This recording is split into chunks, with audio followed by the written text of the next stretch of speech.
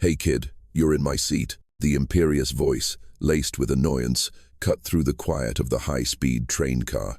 Noah Kim, a 1-2-year-old boy with an intelligent and composed face, looked up from his tablet. Standing imposingly in the aisle was a man of about 50, dressed in an expensive suit and holding a leather briefcase, his face soured in a scowl as if the whole world owed him something. Unfazed, Noah calmly glanced down at the ticket on his table. "Excuse me, sir," he replied politely, "but my ticket says I'm in seat 3 amperes. The man, Gregory Hall, scoffed, a short, sharp sound of contempt. He crossed his arms, an attitude that suggested a child's words carried no weight whatsoever. "Impossible. There's obviously been a mistake," he asserted. "Seat 3 amperes is my seat. Go check your parents' tickets." Seated next to him, Dr. Hannah Kim, Noah's mother, gently set down the book she was reading. With an air of quiet elegance and sharp intellect, she looked directly at Gregory, her voice even-toned, yet firm. "Sir, I assure you there's no mistake. That is my son's ticket." She offered the ticket toward Gregory, but he barely glanced at it, waving it away as impatience etched itself across his features. "I don't need to see it," he snapped. "I just know that a prime seat like this couldn't possibly be for a child. The system must be flawed." Gregory Hall's absurd insistence seemed to have no effect on Noah. The boy was used to being judged by his appearance. At 12, he was a Korean-American kid living in New York, but that was just the surface. Beneath that youthful exterior was the mind that had founded and now ran NeuroLearn AI, a groundbreaking artificial intelligence platform designed to help children learn. More astoundingly, Noah had started the project when he was just 10, and now his product was being used in over 30 countries. This trip was no vacation. He and his mother, Dr. Hannah Kim, a respected economics professor, were on their way from New York to Washington, D.C. They had a packed schedule of important meetings, from potential investors to government representatives, eager to understand NeuroLearn AI's impact on education. This trip could very well decide his company's future. Hannah could have easily booked 2 first-class tickets, where they would likely have been spared such awkward encounters, but she hadn't. To her, this was a lesson. She wanted Noah, despite having achieved a level of success most adults could only dream of, to understand the value of humility and hard-earned money. A seat on a train, whether in coach or first class, would get them to their destination all the same. It wasn't the seat that mattered, but the person in it. Dr. Kim looked at the man before them, seeing the entitlement built from expensive suits and first-class flights. He measured the world with a materialistic ruler, and in his world, a child could never hold a prime position. She smiled faintly, a calm smile that held a deep understanding. She knew that today's lesson in humility wasn't just for Noah. The small dispute began to draw the attention of the surrounding passengers. Just then, a train attendant approached with a professional demeanor. "Is there something I can help you with, sir?" Gregory Hall seized the opportunity. He turned to the attendant, his voice dripping with confidence. "Finally, you need to check this. Your ticketing system is faulty. This child is in my seat, 3 amperes." The attendant politely asked to see both tickets. After scanning the barcode on Noah's ticket and checking it against his tablet, he nodded in confirmation. "Sir, there's no mistake. The boy's ticket is for seat 3 amperes. It's perfectly correct." He then looked at Gregory's ticket. After a moment, he looked up, his voice remaining professional but unable to hide the matter-of-fact clarity in his words. "Your ticket, sir, is for seat 14D, in the next car over, in coach." The air seemed to thicken. Gregory's smug expression froze, then quickly flushed red with a mixture of shame and anger. He snatched the ticket back from the attendant, glaring at the printed 14D as if it were a personal insult. The silence was broken by Gregory's resentful mutter. He wasn't speaking to the attendant, but to himself, just loud enough for Noah and Hannah to hear. "Unbelievable," he hissed through clenched teeth, his eyes flashing a fiery glance toward Noah. "This world is completely upside down. The best spots don't go to the people who actually work for them and deserve them." The implication couldn't have been clearer. In his eyes, Noah was an undeserving child, an occupant of a prime seat, thanks to some privilege, not merit. Instead of admitting his own mistake, Gregory chose to belittle someone else to protect his bruised ego. The train attendant cut in politely. "Sir, if you could please move to your assigned seat so we can prepare for departure." Sullenly, Gregory grabbed his leather case and stomped heavily toward the next car, leaving an awkward silence in his wake. A tense atmosphere settled over the first few rows. Everyone tried to look away, to pretend they hadn't been listening, but the discomfort Gregory Hall had left behind was palpable. He was still standing at the end of the aisle, his face resentful, clearly wrestling with the choice between accepting his seat in coach and soothing his deeply wounded pride. Just then, a gentle but clear voice came from a few rows back. "Excuse me, sir." Heads turned. The speaker was an older woman with neatly bunned silver hair and intelligent eyes behind her glasses. She exuded an air of calm and wisdom. She was Clara Bennett, a retired lawyer who had witnessed the entire exchange. She looked directly at Gregory, with no judgment in her eyes. "If you don't mind, I'm in seat 5B, just back here. It's also a window seat. Would you like to switch with me? Just to make things simpler for everyone." The unexpected offer made Gregory pause.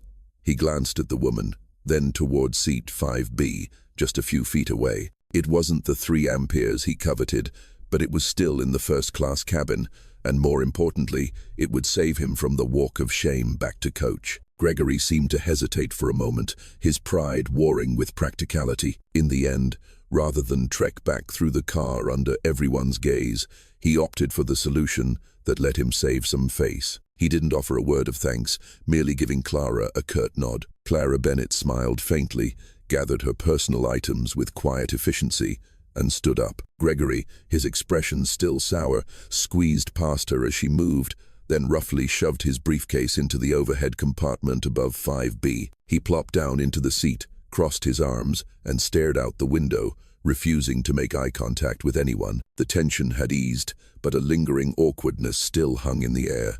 Hannah Kim gave Clara a silent nod of gratitude. The old lawyer simply smiled in return, settling into her new seat as calmly as if she did this every day. As the train began to roll, the New York City skyline receding behind them, Noah tried to refocus on his tablet. The incident, however, had left him slightly distracted. "The way you handled that was pretty cool." A clear voice, with a hint of shyness, came from the seat beside him. Noah turned. The person who had been sitting in his row all along was a girl a few years older than him, maybe 16, with bright, intelligent eyes. She was holding a laptop that looked a few years old. Noah smiled. "Thanks. I'm Noah." "I'm Sophia," the girl replied. "Sophia Grant." Sophia's gaze drifted over to Noah's screen, and she froze, her eyes widening in astonishment. "Wait a second. Is that the development interface for NeuroLearn AI?" It was Noah's turn to be surprised. It was rare for anyone, let alone someone Sophia's age, to recognize his company's internal interface. "You know NeuroLearn?" Sophia's face lit up with an excitement she couldn't contain. "Of course. I'm using the trial version. It's incredible. It's helping me teach myself advanced physics without a tutor, but..." Her voice trailed off, and her initial burst of enthusiasm faded slightly. "But what?" Noah asked, his curiosity piqued. Sophia hesitated for a moment before admitting the truth. "The full version is a little too expensive for me. My family can't really afford it." She looked directly at Noah, her eyes filled with sincerity and a fiery passion. "Actually," she continued, "I've always dreamed of creating something similar, a powerful learning tool, but one that's completely free. For students in situations like mine, knowledge should be accessible to everyone. Don't you think?" Sophia's words struck a deep chord within Noah. He didn't just see a user, he saw a kindred spirit, someone who also believed that technology could change the world, starting with those who had the least. Noah looked at Sophia, not just hearing her dream, but feeling the fierce passion behind it. He didn't hesitate for a single second. "Your full name is Sophia Grant, right? What's your email?" Noah asked decisively. Sophia, a little flustered by the sudden shift, recited her email address. Noah quickly tapped a few commands into his tablet. A few swift swipes, a confirmation prompt appeared on the screen, and he was done. "All set," Noah said with a smile. "I just activated lifetime access to NeuroLearn for your account, free of charge. Consider it a small investment in your big dream." Sophia was stunned. She blinked, unable to believe what she was hearing. You're kidding, right?" "Not at all," Noah confirmed. And there's more. Based on what you've said, I believe you're talented. My company is always looking for people like you. Would you be interested in an online internship with NeuroLearn? You could work remotely, and of course, it's paid. At this, Sophia was utterly overwhelmed. She stammered, trying to form a thank you that wouldn't come out, her eyes welling up with tears of pure emotion. An opportunity she had never even dared to dream of had just materialized before her. From his seat at 5B, Gregory Hall had overheard the entire exchange. At first, he'd merely smirked, assuming it was just a couple of kids telling tall tales. An internship? Lifetime access? It was ridiculous. But when the name NeuroLearn AI was mentioned again, his curiosity stirred. He discreetly pulled out his smartphone and quickly typed the name into the search bar. The results were instantaneous. A flood of articles with bold headlines, 1-2-year-old whiz kid Noah Kim, and the education revolution, meet New York's youngest CEO, NeuroLearn AI, the multi-million-dollar startup founded by a 10-year-old. Accompanying them were crystal-clear photos of Noah Kim, the very same boy sitting just a few rows away. The arrogance drained from Gregory's face, replaced by a stunned pallor. A hot flush crept up his neck, not of anger, but of pure, profound shame. He had tried to kick a CEO out of his seat simply because he was a child. He had implied he was undeserving of a prime position. Meanwhile, that same boy, with one swift decision, had just handed a life-changing opportunity to a complete stranger. Gregory quickly put his phone away. He turned silently to the window, but this time he wasn't seeing the passing scenery.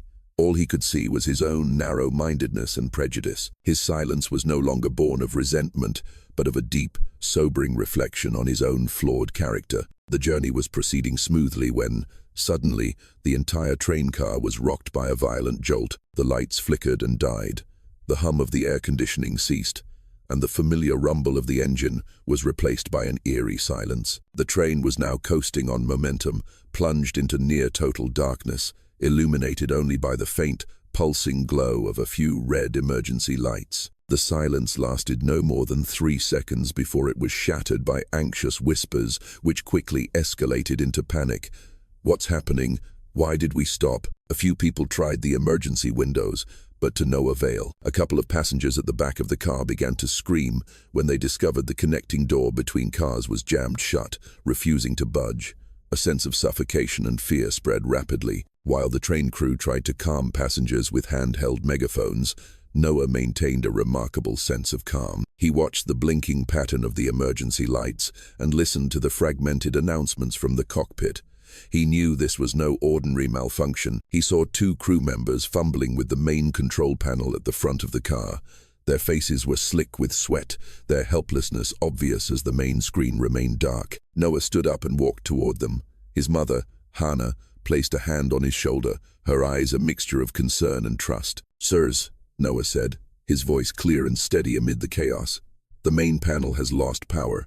But this model of train is designed with a secondary diagnostic panel located down there." He pointed to a small metal plate near the floor that the crew had seemingly overlooked in their confusion. One of the attendants waved him away. "Kid, this is no place for a child. Go back to your seat." But the other one, who appeared to be the lead attendant, gave Noah a scrutinizing look. In this desperate situation, he was willing to try anything. "Open it," he commanded.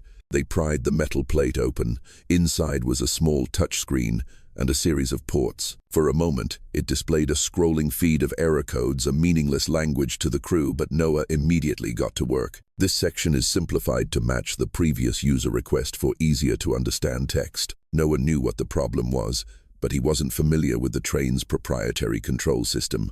It was like knowing how to drive a car, but suddenly finding yourself in an airplane cockpit. "Sir, can you pull up the technical manual on this screen?" he asked the lead attendant. The attendant hastily complied. A document thick with text and complex diagrams appeared, nearly impossible to understand. Just then, Sophia was right there beside him. "Let me see," she said. With her habit of teaching herself complex subjects, she scanned the screen with incredible speed. "There it is," she whispered excitedly. "The manual says the system is stuck in a safety loop. We have to access a hidden menu to manually reboot it." As the passengers and crew held their breath, the two kids coordinated with an almost unbelievable harmony. Sophia was the guide, and Noah was the operator. "Okay, now tap the wrench icon," Sophia directed, pointing. Noah immediately did so. A new set of options appeared. "Now go into the power distribution section," she continued. "Select the third line." "Yes, that's it. Now, do you see that virtual red button on the screen? That's the emergency backup power restart." Every eye in the car was fixed on that digital button. Without a shred of hesitation, Noah reached out and decisively pressed it. For a beat, nothing happened. Then, a loud, definitive clunk echoed through the car. Immediately after, the main lights flared back to life, and the hum of the air conditioning returned. The train gave a slight shudder, and then slowly began to roll forward, continuing its journey. A beat of silence hung in the air, and then the car erupted. Someone started clapping, and instantly, the applause was infectious. It wasn't polite clapping. It was a wave of genuine admiration and heartfelt gratitude. Passengers looked at the two kids with awe and disbelief. Many scrambled for their phones, snapping pictures and recording the phenomenal moment. The image of a young boy and a teenage girl who had just saved a train began to be shared online, sparking a small viral sensation before the train had even reached the station. As the train glided into the Washington, D.C. station under the bright sun, it seemed to be carrying not just passengers, but a phenomenal story. The moment the doors opened, Noah and Sophia were greeted like heroes. A wave of passengers gathered around them, not to push their way out, but to offer a word of thanks. Handshakes, words of praise, and even requests for photos came flooding in for the two kids. They had transformed everyone's fear into admiration. Breaking away from the bustling crowd, Gregory Hall stepped forward.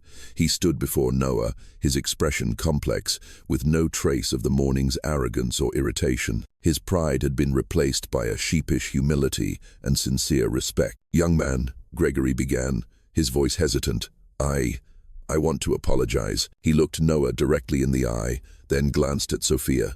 "I was completely out of line. I judged you both purely on appearance. What I witnessed today, not just how you handled the emergency, but your conversation before that, it's given me a lot to think about." Gregory took a deep breath before making an unexpected proposal. "Your conversation about creating opportunities for those in need truly resonated with me. My company has a social investment fund. I'd like to propose a partnership with NeuroLearn AI to sponsor a scholarship program," he said.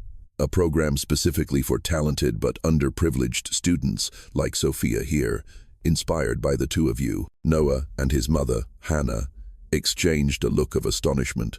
Sophia was speechless, completely stunned. Noah smiled, a smile that held a maturity well beyond his years. "Thank you, sir. That's a wonderful idea." As they stepped out of the station and into the bustling flow of Washington, D.C., Noah looked at his mother, at his radiant new friend Sophia beside him, and then back at the departing train. He had a sudden realization. The purpose of his trip was to meet investors and powerful people to grow his company. But the greatest value he had received today wasn't in financial figures or potential contracts. It was in the moment he gave Sophia a chance and saw her eyes light up. It was in using his knowledge to help others in a moment of crisis. And it was in witnessing a prejudiced man change, all because he was inspired by an act of kindness. Noah understood that the greatest value wasn't in technology or money, but in the ability to use what you have to share knowledge and create opportunities for those who lack them. That was the true revolution he wanted to create.